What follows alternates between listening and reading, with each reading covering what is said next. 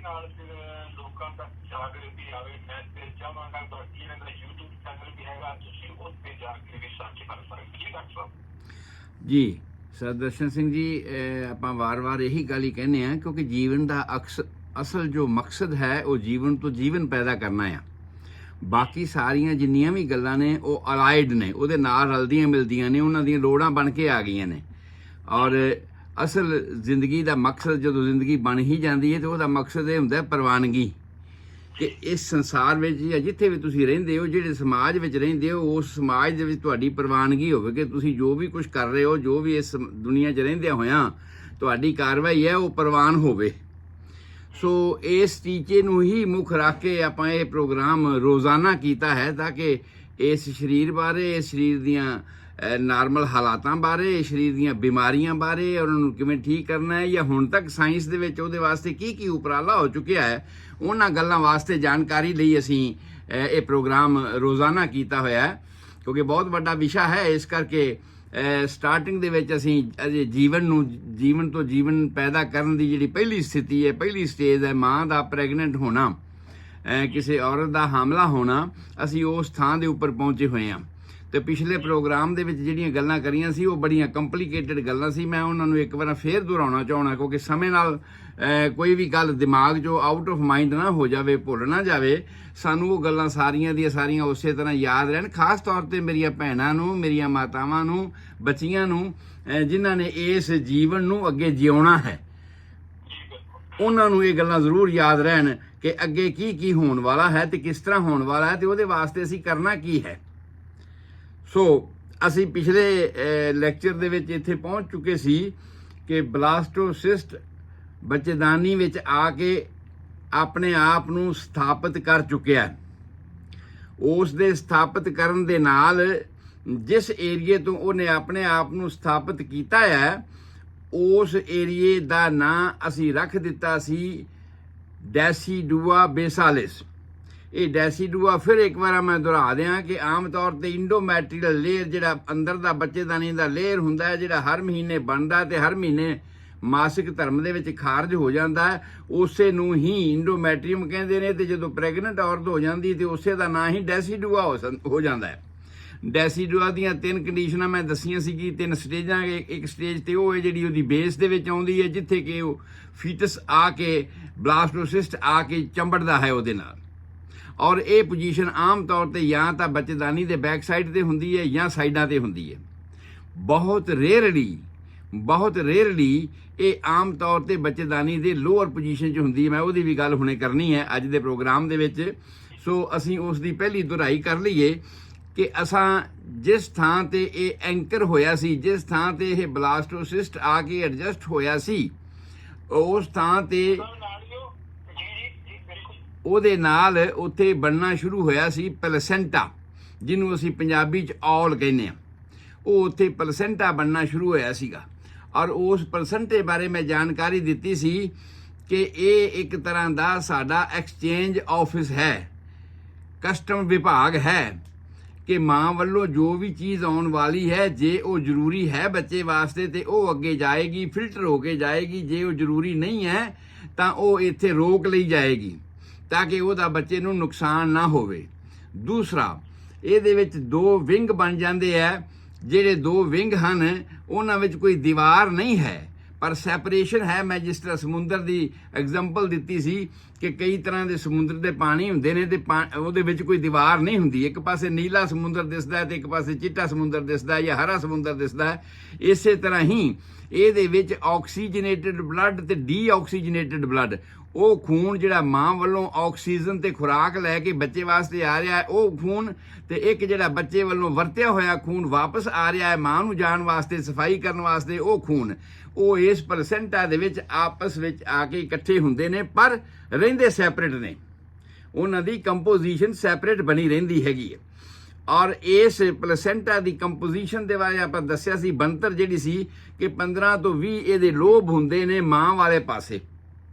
ਸਾਹਮਣੇ ਵਾਲੇ ਪਾਸੇ ਸਿਰਫ ਇੱਕ ਸੈਂਟਰ ਦੇ ਵਿੱਚ ਅੰਬਲਾਈਕਲ ਕਾਰਡ ਲੱਗੀ ਹੁੰਦੀ ਹੈ, ਜਿਹਨੂੰ ਅਸੀਂ ਨਾੜੂ ਬਾਦ ਵਿੱਚ ਕਹਿੰਦੇ ਹਾਂ, ਜਿਹੜੀ ਬੱਚੇ ਵਾਲੇ ਪਾਸੋਂ ਆਉਂਦੀ ਹੈ। ਔਰ ਇਹ ਉਹਦੇ ਬਿਲਕੁਲ ਸੈਂਟਰ ਵਿੱਚ ਲੱਗੀ ਹੁੰਦੀ ਹੈ। ਪਲੇਸੈਂਟਾ ਦਾ ਆਮ ਤੌਰ ਤੇ ਸਾਈਜ਼ 7 ਤੋਂ 8 ਇੰਚ ਹੈ। ਕਈ ਹਾਲਾਤਾਂ ਦੇ ਵਿੱਚ ਇਹਦਾ ਘੇਰਾ ਜਿਹੜਾ 7 ਤੋਂ 8 ਇੰਚ ਤੋਂ ਜ਼ਿਆਦਾ ਵੱਧ ਜਾਣ ਦੇ ਨਾਲ ਬੱਚੇ ਬਹੁਤ ਜ਼ਿਆਦਾ ਵੀਕ ਪੈਦਾ ਹੁੰਦੇ ਨੇ, ਕਿਉਂਕਿ ਉਹਨਾਂ ਵਾਸਤੇ ਉਨੀ ਸਪੇਸ ਹੀ ਨਹੀਂ ਬਚਦੀ। ਔਰ ਕਈ ਵਾਰਾਂ ਪਲੇਸੈਂਟਾ ਜਿਹੜਾ ਬਹੁਤ ਛੋਟੇ ਸਾਈਜ਼ ਦੇ ਵਿੱਚ ਹੁੰਦਾ ਹੈ, ਔਰ ਉਹਦੇ ਕਰਕੇ ਵੀ ਕਈ ਵਾਰ ਐਸਾ ਹੁੰਦਾ ਕਿ ਬੱਚੇ ਨੂੰ ਪੂਰੀ ਖੁਰਾਕ ਨਹੀਂ ਮਿਲਦੀ। ਕਈਆਂ ਬੱਚਿਆਂ ਨੂੰ ਇਹ ਮੈਂ ਆਪਣੇ ਲਾਈਫ ਦੇ ਵਿੱਚ ਹੀ ਦੇਖਿਆ ਕਿ ਕਈਆਂ ਬੱਚਿਆਂ ਨੂੰ at the end of the pregnancy, ਜਦੋਂ ਕਿ ਬੱਚਾ ਪੈਦਾ ਹੋਣ ਦਾ ਸਮਾਂ ਆ ਗਿਆ, ਵੇਟ ਨੂੰ ਵੇਖ ਕੇ ਇਹ ਕਰਨਾ ਪੈਂਦਾ ਹੈ ਕਿ ਬੱਚੇ ਦਾ ਭਾਰ ਘਟਾਉਣਾ ਪੈਂਦਾ ਪੇਟ ਦੇ ਵਿੱਚ ਹੀ, ਤਾਂ ਕਿਉਂਕਿ ਉਸ ਹਾਲਾਤ ਵਿੱਚ ਉਹਦੀ ਨਾਰਮਲ ਡਿਲੀਵਰੀ ਨਹੀਂ ਹੋ ਸਕਦੀ। ਅੱਜ ਕੱਲ੍ਹ ਤੇ ਬਹੁਤਾ ਜ਼ਿਆਦਾ ਪ੍ਰੈਫਰੈਂਸ ਲੋਕ ਇਸ ਗੱਲ ਨੂੰ ਹੀ ਦਿੰਦੇ ਕਿ ਥੋੜ੍ਹੀ ਬਹੁਤ ਵੀ ਗੱਲ ਹੋਈ ਤੇ ਸਿਜ਼ੇਰੀਅਨ ਕਰ ਦਿਓ। ਪਤਾ ਨਹੀਂ ਇਹ ਮਾਲ ਪ੍ਰੈਕਟਿਸ ਦਾ ਕੰਮ ਹੈ ਜਾਂ ਪਤਾ ਨਹੀਂ ਰੀਅਲੀ ਇੰਨੀਆਂ ਪ੍ਰੋਬਲਮਸ ਆਉਣੀਆਂ ਸ਼ੁਰੂ ਹੋ ਗਈਆਂ ਨੇ। ਸਾਡੇ ਜ਼ਮਾਨੇ ਵਿੱਚ ਇਸ ਤਰ੍ਹਾਂ ਨਹੀਂ ਸੀ ਹੁੰਦਾ। ਜਿਹੜੀ ਵੀ ਪ੍ਰੈਗਨੈਂਸੀ ਸੀ ਉਹਦਾ ਟਾਈਮ ਮੈਂ ਦੱਸਣਾ ਹੁਣੇ ਆ ਕੇ, ਪਰ ਜਿਹੜੀ ਵੀ ਪ੍ਰੈਗਨੈਂਸੀ ਸੀ ਉਹ ਆਮ ਤੌਰ ਤੇ ਨਾਰਮਲ ਡਿਲੀਵਰੀਆਂ ਹੁੰਦੀਆਂ ਸੀ। ਪਰ ਹਾਂ, ਕੁਝ ਕੇਸਾਂ ਦੇ ਵਿੱਚ ਬਿਲਕੁਲ ਅਚੀਵਮੈਂਟ ਸਾਨੂੰ ਮੰਨਣੀ ਚਾਹੀਦੀ ਹੈ ਸਾਇੰਸ ਦੀ ਕਿ ਉਸ ਦਾ ਪਹਿਲਾਂ ਡਾਇਗਨੋਸ ਕਰਕੇ ਸਕੈਨ ਵਗੈਰਾ ਅਲਟਰਾਸਾਊਂਡ ਵਗੈਰਾ ਕਰਕੇ ਅਸੀਂ ਪੋਜੀਸ਼ਨਾਂ ਵੇਖ ਲੈਂਦੇ ਹਾਂ ਤੇ ਉਹਦੇ ਮੁਤਾਬਕ ਨਾਰਮਲ ਹੋ ਜਾਂਦਾ। ਪਰ ਮੈਂ ਗੱਲ ਪਲੇਸੈਂਟਾ ਦੀ ਕਰ ਰਿਹਾ ਹਾਂ ਕਿ ਪਲੇਸੈਂਟਾ ਦਾ ਆਲ ਦਾ ਸਾਈਜ਼ ਵੱਧ ਜਾਣ ਦੇ ਕਰਕੇ ਬੱਚੇ ਵਾਸਤੇ ਸਪੇਸ ਬਹੁਤ ਘੱਟ ਜਾਂਦੀ ਹੈ। ਬੱਚੇ ਵਾਸਤੇ ਸਪੇਸ ਘਟਣ ਦਾ ਮਤਲਬ ਇਹ ਹੈ ਕਿ ਉਹਦੇ ਅੰਦਰ ਦਾ ਜਿਹੜਾ ਘੇਰਾ ਐਮਨੀਓਨ ਦਾ ਘੇਰਾ ਜਿਹੜਾ ਮੈਂ ਦੱਸਿਆ ਸੀਗਾ, ਕਿਉਂਕਿ ਬੱਚੇ ਦੇ ਉੱਪਰ 2 ਲੇਅਰ ਬਣੇ ਹੋਏ ਆ। ਇੱਕ ਜਿਹੜਾ ਬਿਲਕੁਲ ਅੰਦਰ ਦਾ ਹੈ ਜਿੱਥੇ ਬੱਚਾ ਹੈਗਾ ਆ, ਉਸ ਨੂੰ ਐਮਨੀਓਨ ਕਿਹਾ ਸੀਗਾ। ਜਿਹੜਾ ਬਾਹਰ ਵਾਲਾ ਘੇਰਾ ਸੀਗਾ ਉਹ ਸਾਡੇ ਡੈਸੀਡੂਆ ਕੈਪਸੂਲਾਰਿਸ ਦਾ ਸੀਗਾ, ਜਿਹੜਾ ਕੈਪਸੂਲ ਬਣ ਗਿਆ ਸੀ ਉਹਦੇ ਉੱਪਰ ਇਸ ਡੈਸੀਡੂਆ ਦਾ। ਸੋ ਇਸ ਕਰਕੇ ਉਸ ਥਾਂ ਦੇ ਉੱਪਰ ਜਦੋਂ ਸਪੇਸ ਘਟ ਗਈ ਤੇ ਜਿੰਨਾ ਕੁ ਫਲੂਇਡ ਚਾਹੀਦਾ ਬੱਚੇ ਨੂੰ ਘੁੰਮਣ ਵਾਸਤੇ ਉਹ ਘੁੰਮ ਨਹੀਂ ਸਕਣਾ, ਉਹ ਚੱਲ ਨਹੀਂ ਸਕਣਾ। ਸਾਨੂੰ ਫਰਕ ਕਿਵੇਂ ਪਤਾ ਲੱਗੇਗਾ? ਡਾਕਟਰਾਂ ਨੂੰ ਕਿਵੇਂ ਪਤਾ ਲੱਗੇਗਾ ਇਸ ਗੱਲ ਦਾ?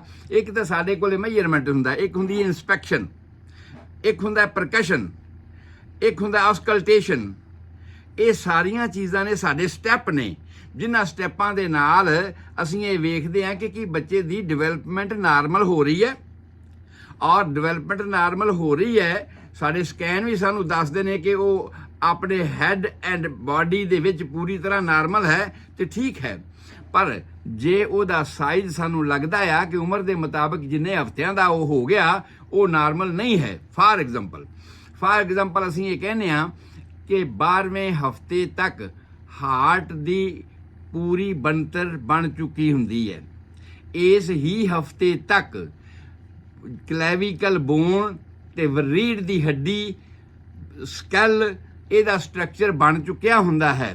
ਪਰ ਜੇ ਸਾਨੂੰ ਇਹ ਲੱਗਦਾ ਹੈ ਉਸ ਸਮੇਂ ਦੇ ਵਿੱਚ ਕਿ ਐਸਾ ਨਹੀਂ ਹੋਇਆ, ਤੇ ਫਿਰ ਸਾਨੂੰ ਲੱਗਦਾ ਹੈ ਵੀ ਹਾਂ ਕੋਈ ਕਮੀਆਂ ਪੇਸ਼ੀਆਂ ਹੈਗੀਆਂ ਨੇ ਤੇ ਉਹਨਾਂ ਦੀ ਸ਼ਨਾਖਤ ਕਰਨ ਦੀ ਲੋੜ ਆ।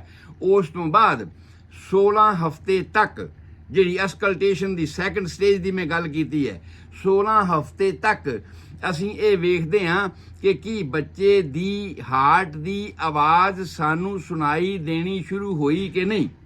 ਇਹਦੇ ਵਾਸਤੇ ਅਸੀਂ ਆਮ ਤੌਰ ਤੇ ਪਹਿਲਾ ਪ੍ਰੋਗਰਾਮ ਸਾਡਾ ਹੈਗਾ ਵੈਜਾਈਨਲ ਡਾਇਗਨੋਸਿਸ। ਅਸੀਂ ਕਰਦੇ ਹਾਂ ਕਿ ਵੈਜਾਈਨਲ ਏਰੀਏ ਦੇ ਵਿੱਚੋਂ ਅਸੀਂ ਇਸ ਨੂੰ ਚੈੱਕ ਕਰਦੇ ਹਾਂ ਕਿ ਕੀ ਐਸਾ ਹੋਇਆ ਕਿ ਪੈਲਪੀਟੇਸ਼ਨ ਸਾਨੂੰ ਸੁਣਾਈ ਦਿੰਦਾ। ਕਿਉਂਕਿ ਜੇ ਤੁਸੀਂ ਕਿਸੇ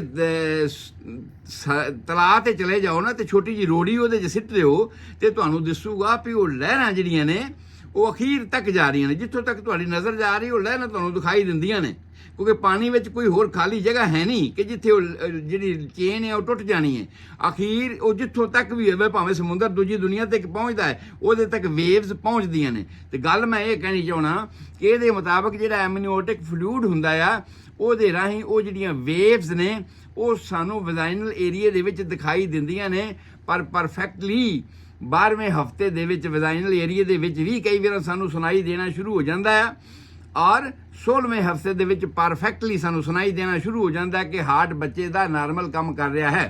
ਪਰ ਜਿਹੜਾ ਅਸੀਂ ਆਮ ਤੌਰ 'ਤੇ ਐਂਟੀਨੇਟਲ ਕਲੀਨਿਕ ਅਸੀਂ ਉਹਨੂੰ ਕਹਿੰਦੇ ਹਾਂ, ਪ੍ਰੈਗਨੈਂਸੀ ਦੇ ਦੌਰਾਨ ਉਹ ਪੀਰੀਅਡ ਜਦੋਂ ਬੱਚਾ ਪੈਦਾ ਅਜੇ ਨਹੀਂ ਹੋਇਆ, ਹੋਣਾ ਹੈ, ਮਾਂ ਦੇ ਪੇਟ ਵਿੱਚ ਹੈ, ਡਿਵੈਲਪ ਹੋ ਰਿਹਾ ਆ, ਉਹਨੂੰ ਅਸੀਂ ਕਹਿੰਦੇ ਐਂਟੀਨੇਟਲ ਕਲੀਨਿਕਸ, ਐਂਟੀਨੇਟਲ ਇਨਵੈਸਟੀਗੇਸ਼ਨਸ। ਉਸ ਐਂਟੀਨੇਟਲ ਇਨਵੈਸਟੀਗੇਸ਼ਨਸ ਦੇ ਵਿੱਚ ਅਸੀਂ ਇਹ ਸਾਰੀਆਂ ਗੱਲਾਂ ਵੇਖਦੇ ਹਾਂ। ਪਰ ਪਰਫੈਕਟਲੀ 20ਵੇਂ ਹਫ਼ਤੇ ਦੇ ਵਿੱਚ ਸਾਨੂੰ ਬੱਚੇ ਦੀ ਆਵਾਜ਼ ਜਿਹੜੀ ਹੈ ਹਾਰਟ ਦੀ, ਉਹ ਪੇਟ ਦੇ ਉੱਪਰੋਂ ਸੁਣਾਈ ਦੇਣੀ ਸ਼ੁਰੂ ਹੋ ਜਾਂਦੀ ਹੈ। ਔਰ ਇਹੀ ਉਹ ਸਮਾਂ ਹੈ 16 ਵੀਕ ਦਾ ਸਮਾਂ ਜਦੋਂ ਸਾਨੂੰ ਬੱਚੇ ਦੀ ਕੁਇਕਨਿੰਗ, ਇੱਕ ਦੂਸਰਾ ਲਫ਼ਜ਼ ਹੈ ਜਿਹਨੂੰ ਅਸੀਂ ਕਹਿੰਦੇ ਹਾਂ ਕੁਇਕਨਿੰਗ ਸਟਾਰਟ ਹੋਣੀ ਸ਼ੁਰੂ ਹੋ ਜਾਂਦੀ ਹੈ ਕਿ ਮਾਂ ਨੂੰ ਮਹਿਸੂਸ ਹੁੰਦਾ ਹੈ ਮੇਰੇ ਪੇਟ 'ਚ ਕੁਝ ਘੁੰਮ ਰਿਹਾ। ਔਰ ਕਈ ਵਾਰਾਂ ਦਰਸ਼ਨ ਸਿੰਘ ਜੀ ਇੱਥੇ ਇਹ ਗੱਲ ਨੋਟ ਕਰਨ ਵਾਲੀ ਵੀ ਉਹ ਮਾਵਾਂ ਜਿਹੜੀਆਂ ਵਿਚਾਰੀਆਂ ਬੱਚਿਆਂ ਨੂੰ ਪ੍ਰੈਗਨੈਂਸੀ ਨੂੰ ਤਰਸਦੀਆਂ ਤੇ ਪ੍ਰੈਗਨੈਂਸੀ ਨਹੀਂ ਹੁੰਦੀ, ਉਹਨਾਂ ਦੇ ਪੇਟ ਵਿੱਚ ਕੁਝ ਇਸ ਤਰ੍ਹਾਂ ਦੀ ਕੰਡੀਸ਼ਨ, ਸਾਈਕੋਲੋਜੀਕਲ ਕੰਡੀਸ਼ਨ ਡਿਵੈਲਪ ਹੁੰਦੀ ਹੈ ਜਿਹਨੂੰ ਅਸੀਂ ਕਹਿੰਦੇ ਹਾਂ ਫੈਂਟਮਸ ਟਿਊਮਰ। ਬੱਚਾ ਤੇ ਨਹੀਂ ਹੁੰਦਾ, ਉਹਨੂੰ ਮਹਿਸੂਸ ਹੁੰਦਾ ਹੈ ਕਿ ਮੇਰੇ ਸਰੀਰ 'ਚ ਮੇਰੇ ਪੇਟ 'ਚ ਕੋਈ ਚੀਜ਼ ਘੁੰਮ ਰਹੀ ਹੈ। ਪਰ ਜਦੋਂ ਡਾਕਟਰ ਡਾਇਗਨੋਸ ਕਰਦੇ ਨੇ, ਡਾਕਟਰ ਉਸ ਨੂੰ ਵੇਖਦੇ ਨੇ ਤੇ ਉਹ ਕਹਿੰਦੇ ਕਿ ਨਹੀਂ, ਬੱਚਾ ਤੇ ਪੇਟ 'ਚ ਹੈ ਨਹੀਂ, ਕਿਉਂਕਿ ਅੱਜ ਕੱਲ੍ਹ ਸਾਡੇ ਕੋਲ ਡਿਵਾਈਸਿਸ ਹੀ ਇਸ ਤਰ੍ਹਾਂ ਦੀਆਂ ਆ ਗਈਆਂ ਨੇ ਕਿ ਅਸੀਂ ਸਾਰਾ ਕੁਝ ਚੈੱਕ ਕਰ ਸਕਦੇ ਹਾਂ। ਸੋ ਇਹ ਸਾਰੀਆਂ ਗੱਲਾਂ ਪ੍ਰੈਗਨੈਂਸੀ ਦੀ ਡਿਵੈਲਪਮੈਂਟ ਦੇ ਨਾਲ ਹੁੰਦੀਆਂ ਨੇ। ਮੈਂ ਹੁਣ ਦੁਬਾਰਾ ਫਿਰ ਇੱਕ ਵਾਰ ਪਲਸੈਂਟਾ ਤੇ ਜਾਣਾ ਚਾਹੁੰਦਾ, ਕਿਉਂਕਿ ਪਲਸੈਂਟਾ ਦੇ ਉੱਪਰ ਜਿਹੜੀਆਂ ਗੱਲਾਂ ਮੈਂ ਕੀਤੀਆਂ ਸੀਗੀਆਂ ਉਹ ਬਹੁਤ ਜ਼ਿਆਦਾ ਜ਼ਰੂਰੀ ਤੇ ਬਹੁਤ ਜ਼ਿਆਦਾ ਧਿਆਨ ਮੰਗਦੀਆਂ ਨੇ ਔਰ ਉਹਦੇ ਉੱਪਰ ਬੱਚੇ ਦੀ ਡਿਵੈਲਪਮੈਂਟ ਨਿਰਭਰ ਕਰਦੀ ਹੈ। ਜਦੋਂ ਪਲਸੈਂਟਾ ਬਣਿਆ ਇਹਦੇ ਵਿੱਚ 2 ਖਾਨੇ ਬਣ ਗਏ, ਦੋਹਾਂ ਖਾਨੇ ਬਣੇ ਨਹੀਂ, ਵਿੱਚ ਦੀਵਾਰ ਨਹੀਂ ਹੈ ਕੋਈ, ਉਹਨਾਂ ਦੇ ਵਿੱਚ ਇੱਕ ਪਾਸੇ ਮਾਂ ਤੋਂ ਆਉਣ ਵਾਲਾ ਖੂਨ ਬੱਚੇ ਨੂੰ ਜਾ ਰਿਹਾ ਆ, ਪਰ ਇਹ ਖੂਨ ਆਕਸੀਜਨੇਟਡ ਆ, ਇਹ ਖੂਨ ਪੂਰੀ ਖੁਰਾਕ ਲੈ ਕੇ ਨਾਲ ਆ ਰਿਹਾ ਹੈ। ਤੇ ਸਾਡੇ ਸਰੀਰ ਦਾ ਨਿਯਮ ਕੀ ਸੀ ਜਿਹੜਾ ਮੈਂ ਦੱਸਿਆ ਸੀ ਕਿ ਜਿਹੜੀਆਂ ਨਾੜੀਆਂ ਖੂਨ ਲੈ ਕੇ, ਖੁਰਾਕ ਲੈ ਕੇ, ਹਵਾ ਲੈ ਕੇ ਦਿਲ ਤੋਂ ਸਾਰੇ ਸਰੀਰ ਨੂੰ ਜਾਂਦੀਆਂ ਨੇ, ਉਹਨਾਂ ਨੂੰ ਅਸੀਂ ਆਰਟਰੀਜ਼ ਕਹਿੰਦੇ ਆ, ਵੇਨ ਨਹੀਂ ਕਹਿੰਦੇ। ਵੇਨਸ ਅਸੀਂ ਉਹਨਾਂ ਨੂੰ ਕਹਿੰਦੇ ਆ ਜਿਹੜੇ ਵਰਤਿਆ ਹੋਇਆ ਖੂਨ ਸਾਰੇ ਸਰੀਰ ਤੋਂ ਵਾਪਸ ਲੈ ਕੇ ਆਉਂਦੀਆਂ ਨੇ, ਉਹਨਾਂ ਨੂੰ ਅਸੀਂ ਵੇਨਸ ਕਹਿੰਦੇ ਆ। ਵੇਨਸ ਤੇ ਆਰਟਰੀ ਦੀ ਅੰਦਰ ਦੀ ਬਣਤਰ ਵਿੱਚ ਫਰਕ ਮੈਂ ਦੱਸਿਆ ਸੀਗਾ, ਉਹ ਇਹ ਆ ਕਿ ਆਰਟਰੀ ਜਿਹੜੀ ਹੈ ਇੱਕ ਤਰ੍ਹਾਂ ਦੀ ਸਾਡੀ GT ਰੋਡ ਆ, ਉਹਦੇ ਤੇ ਕੋਈ ਟ੍ਰੈਫਿਕ ਲਾਈਟ ਨਹੀਂ ਹੈਗੀ। ਹਾਰਟ ਨੇ ਪੰਪ ਕੀਤਾ, ਉਸ ਪੰਪ ਦੇ ਮੁਤਾਬਕ ਜਿਹੜਾ ਉਹ ਫਲੋ ਹੈ up to end, up to tail, ਜਿਵੇਂ ਨਹਿਰਾਂ ਦਾ ਪਾਣੀ ਪੂਰੀਆਂ ਟੇਲਾਂ ਤੇ ਪਹੁੰਚਦਾ ਹੈ, ਠੀਕ ਉਸੇ ਤਰ੍ਹਾਂ ਹੀ ਸਾਡੇ ਉਂਗਲਾਂ ਦੇ ਪੋਟਿਆਂ ਤੱਕ ਵੀ ਉਹ ਥ੍ਰਿਲ, ਉਹ ਮਹਿਸੂਸ ਹੁੰਦਾ ਹੈ ਕਿ ਹਾਂ ਆ ਰਿਹਾ ਹੈਗਾ। ਸਾਡੇ ਕੋਲ ਡਿਵਾਈਸਿਸ ਹੋਣ ਤੇ ਅਸੀਂ ਉਹਦੇ ਮੁਤਾਬਕ ਉਂਗਲੀ ਦੇ ਉੱਪਰ ਵੀ ਚੈੱਕ ਕਰਦੇ ਨੇ। ਅੱਜ ਕੱਲ੍ਹ ਬਲੱਡ ਪ੍ਰੈਸ਼ਰ ਉਂਗਲੀ ਤੋਂ ਵੀ ਚੈੱਕ ਕਰਨ ਲੱਗੇ ਲੋਕ, ਕਿਉਂ? ਕਿਉਂਕਿ ਉੱਥੇ ਉਹ ਥ੍ਰਿਲਿੰਗ ਹੋ ਰਹੀ ਹੈ, ਪੈਲਪੀਟੇਸ਼ਨ ਉੱਥੇ ਹੋ ਰਿਹਾ ਹੈ, ਸਾਨੂੰ ਉੱਥੇ ਮਹਿਸੂਸ ਹੋ ਰਿਹਾ ਹੈ। ਸੋ ਕਹਿਣ ਤੋਂ ਭਾਵ ਇਹ ਆ ਕਿ ਉਹ ਆਰਟਰੀ ਹੈ ਜਿਹੜੀ ਦਿਲ ਤੋਂ ਖੂਨ ਪੋਟਿਆਂ ਤੱਕ ਲੈ ਕੇ ਜਾ ਰਹੀ ਹੈ। GT ਰੋਡ ਆ, ਕੋਈ ਲਾਈਟ ਨਹੀਂ। ਪਰ ਵੇਨਸ ਦੀ ਅਸੀਂ ਇਸ ਤਰ੍ਹਾਂ ਡਿਸਕ੍ਰਿਪਸ਼ਨ ਦਿੰਦੇ ਆ ਕਿ ਇਹ ਪੈਸਿਵ ਪ੍ਰੈਸ਼ਰ ਨਾਲ ਚੱਲਦੀ ਹੈ। ਅਸੀਂ ਲੱਤਾਂ ਬਾਹਾਂ ਹਿਲਾਉਣ, ਮੰਨ ਲਾ ਜੇ ਕੋਈ ਬੰਦਾ ਲਗਾਤਾਰ ਸੁੱਤਾ ਹੀ ਰਵੇ, ਪਿਆ ਹੀ ਰਵੇ, ਲੱਤਾਂ ਬਾਹਾਂ ਹੀ ਨਾ ਹਿਲਾਵੇ ਤੇ ਸੁਸਤ ਹੋ ਜਾਏਗਾ, ਉਹਦਾ ਪ੍ਰੈਸ਼ਰ ਜਿਹੜਾ ਡਾਇਸਟੋਲਿਕ ਹੈ ਉਹ ਚੇਂਜ ਹੋ ਜਾਏਗਾ। ਔਰ ਕਿਉਂਕਿ ਬਲੱਡ ਵਾਪਸੀ ਵਾਲਾ ਆ ਨਹੀਂ ਰਿਹਾ ਔਰ ਜਿਹੜਾ ਜਾਣ ਵਾਲਾ ਉਹ ਹਾਰਟ ਪ੍ਰੈਸ ਕਰ ਰਿਹਾ ਹੈ। ਕਈਆਂ ਲੋਕਾਂ ਦੇ ਪੈਰਾਂ 'ਚੋਂ ਸੇਕ ਨਿਕਲਣਾ ਸ਼ੁਰੂ ਹੋ ਜਾਂਦਾ, ਤੁਸੀਂ ਆਮ ਸੁਣਿਆ ਹੋਣਾ ਵੀ ਮੇਰੇ ਤੇ ਪੈਰਾਂ ਤੋਂ ਸੇਕ ਨਿਕਲਦਾ ਆ। ਅਸਲ ਹਕੀਕਤ ਕੀ ਹੁੰਦੀ ਆ ਉਸ ਵੇਲੇ ਕਿ ਜਿਹੜਾ ਗਰਮ ਖੂਨ ਹੈ ਹਾਰਟ ਵੱਲੋਂ ਉਹ ਤੇ ਆ ਰਿਹਾ ਹੈ, ਵਾਪਸੀ ਵਾਲਾ ਖੂਨ ਜਗ੍ਹਾ ਖਾਲੀ ਨਹੀਂ ਕਰ ਰਿਹਾ, ਇਸ ਕਰਕੇ ਉੱਥੇ ਗਰਮ ਖੂਨ ਜ਼ਿਆਦਾ ਦੇਰ ਟਿਕ ਗਿਆ ਤੇ ਉਹਦੀ ਹੀਟ ਮਹਿਸੂਸ ਹੁੰਦੀ ਹੈ। ਖੈਰ ਆਪਾਂ ਫਿਰ ਆਪਣੇ ਚੈਪਟਰ ਵਾਲੇ ਆਉਣੇ ਆ ਕਿ ਉਹ ਜਿਹੜੀ ਵੇਨ ਹੈ, ਜਿਹੜੀ ਖੂਨ ਮਾਂ ਵੱਲੋਂ ਬੱਚੇ ਨੂੰ ਲੈ ਕੇ ਆ ਰਹੀ ਹੈ, ਉਹਦਾ ਨਾਂ ਅਸੀਂ ਵੇਨ ਰੱਖਿਆ ਹੈ। ਉਹਦੀ ਬਣਤਰ ਦੇ ਕਰਕੇ, ਅੰਦਰ ਦੀ ਬਣਤਰ ਮੈਂ ਤੁਹਾਨੂੰ ਹੁਣੇ ਦੱਸੀ ਹੈ ਕਿ ਵੇਨ 'ਚ ਤੇ ਉਹਦੇ 'ਚ ਫਰਕ ਕੀ ਹੈ। ਇਹਦੇ ਵਿੱਚ ਥਾਂ ਤੇ ਵਾਲਵ ਲੱਗੇ ਹੁੰਦੇ ਨੇ ਤਾਂ ਕਿ ਰੁਕ ਕੇ ਅੱਗੇ, ਜਿਵੇਂ ਨਹਿਰਾਂ 'ਚ ਡਾਫ ਲੱਗੀ ਹੁੰਦੀ ਹੈ ਪਾਣੀ ਨੂੰ ਤੇਜ਼ ਕਰਨ ਵਾਸਤੇ ਕਿ ਪਾਣੀ ਇਕੱਠਾ ਹੋ ਜਾਵੇ, ਫਿਰ ਉੱਪਰੋਂ ਦੀ ਫਲੋ ਕਰਕੇ ਤੇਜ਼ ਹੋ ਕੇ ਵਗਣਾ ਸ਼ੁਰੂ ਹੋ ਜਾਵੇ ਤੇ ਟੇਲਾਂ ਤੱਕ ਪਹੁੰਚੇ।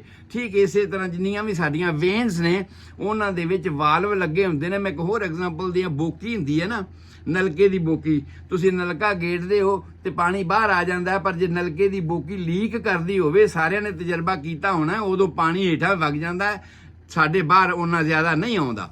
ਔਰ ਉਹਦੀ ਹਕੀਕਤ ਸਰੀਰ ਵਿੱਚ ਕੀ ਹੁੰਦੀ ਹੈ, ਲੋਕਾਂ ਦੇ ਪੈਰਾਂ ਤੇ ਸੋਜ ਪੈਣੀ ਸ਼ੁਰੂ ਹੋ ਜਾਂਦੀ ਹੈ, ਹੱਥਾਂ ਤੇ ਸੋਜ ਪੈਣੀ ਸ਼ੁਰੂ ਹੋ ਜਾਂਦੀ ਹੈ।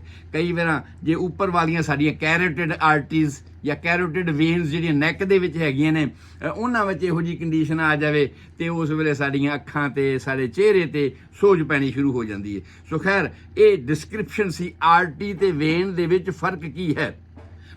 ਇੱਥੇ ਨਿਜ਼ਾਮ ਇਹ ਆ ਕਿ ਜਿਹੜਾ ਫਰੈਸ਼ ਖੂਨ ਲੈ ਕੇ ਜਾਵੇ ਉਹਨੂੰ ਅਸੀਂ ਆਰਟਰੀ ਕਹਿੰਦੇ ਆ, ਜਿਹੜਾ ਡੀਆਕਸੀਜਨੇਟਡ ਸਰੀਰ 'ਚੋਂ ਵਰਤਿਆ ਹੋਇਆ ਖੂਨ ਵਾਪਸ ਦਿਲ ਨੂੰ ਲੈ ਕੇ ਆਵੇ ਉਹਨੂੰ ਅਸੀਂ ਵੇਨਸ ਕਹਿੰਦੇ ਆ।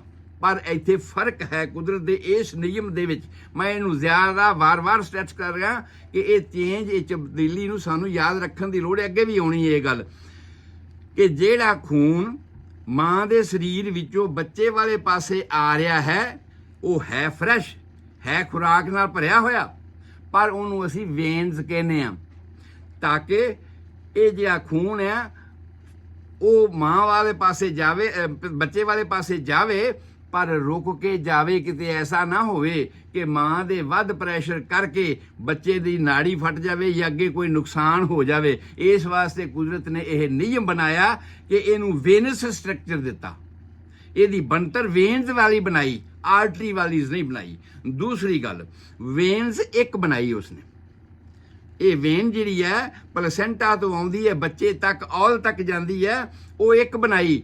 ਤੇ ਜਿਹੜਾ ਵਾਪਸੀ ਖੂਨ ਵਾਲਾ ਕਿਤੇ ਐ ਨਾ ਹੋ ਜੇ ਕਿ ਬੱਚੇ ਦੇ ਹਾਰਟ ਵਿੱਚ ਪ੍ਰੈਸ਼ਰ ਜ਼ਿਆਦਾ ਬਣ ਜਾਵੇ, ਇਕੱਠਾ ਖੂਨ ਜ਼ਿਆਦਾ ਹੋ ਜਾਵੇ ਬੱਚੇ ਦੇ ਸਰੀਰ ਦੇ ਵਿੱਚ, ਤੇ ਹੋਰ ਕੰਪਲੀਕੇਸ਼ਨਾਂ ਆਉਣੀਆਂ ਸ਼ੁਰੂ ਹੋ ਜਾਣ। ਉਹ ਵੀ ਨਾਰਮਲ ਚਾਹੀਦਾ ਨਾ।